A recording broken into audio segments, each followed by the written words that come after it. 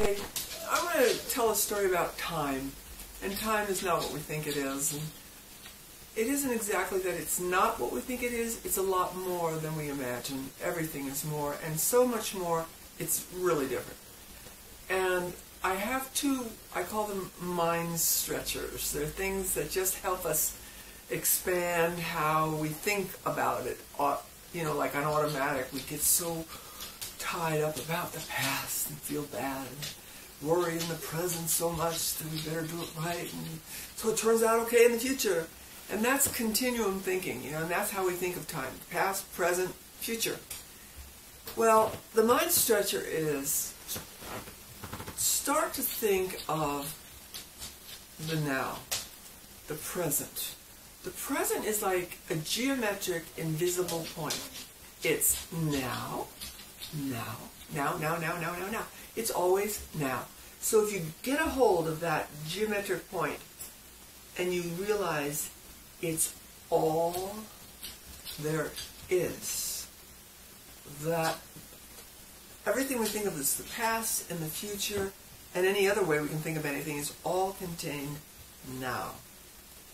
And this is not only true, it's actually in matter, physically true, in that our bodies are made from the dust of the stars.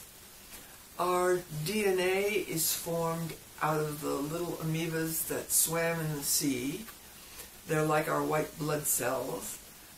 Our blood itself is like the chemical makeup of the early seas. We are the living embodiment of a huge history of life.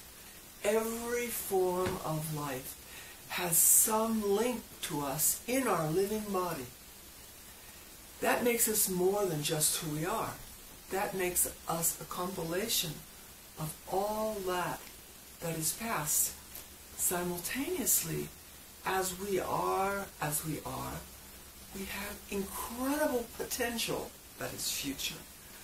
That is all built in to continue to grow and be, and it is in the process, in the now, of all being created.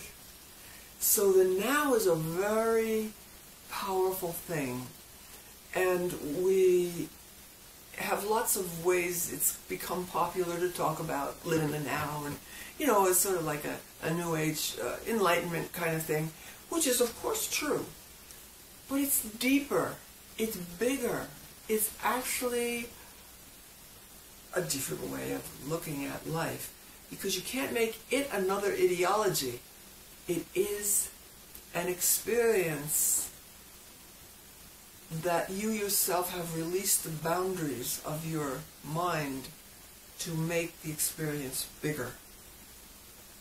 That's the next piece. So that's the mind stretcher on time. Another piece, a little bit, a mind stretcher, that is about time and space and the duality plane game, which is what I think we live in. And I always say, imagine this is the whole universe right here. And in this whole universe there's a little tiny spot. And this little tiny spot is where we are. And this little tiny spot has a game going on called the time, space, duality plane game. So in the duality plane game, we think of consequence and past and future, and time is a continuum, and we worry about what is space. We can't the new physics, everybody has trouble holding everything that's a possibility, and Einstein sort of broke through it a little bit by bringing in what he brought in. So the mind stretcher is, begin to imagine we are all about to leak in to the rest of the universe.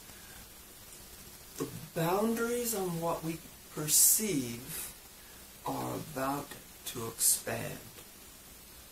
And then we are going to see reality very differently. What we consider concrete reality will have many different influences to it. And while it is kind of mysterious and awesome, and it is, it's actually completely normal. It is us just being our best selves. It is us evolving into our potential. and having empathy and telepathic connection with one another, and treating all life with respect, and allowing goodness to be the impetus and the guide in our decisions. And then we reach a level of sanity that allows these many other talents and abilities to blossom and come into being. So this is the evolutionary leap that we're actually in. We're right in the middle of it, shifting. And of course, it's always the dark before the dawn. All the garbage has to come up. I used to think of it like a giant wine vat with all the silt in the bottom, or some kind of beaker with silt in the bottom, or a pool. If you want to filter out the water, you have to stir it up and put it through the filter. Otherwise, all the sort that goes off the top, and all the silt still stays there. The silt is our unconscious stuff we have to bring into consciousness and release in the waters of life into existence by cleaning out the silt. And cleaning out the silt is paying attention and observing yourself.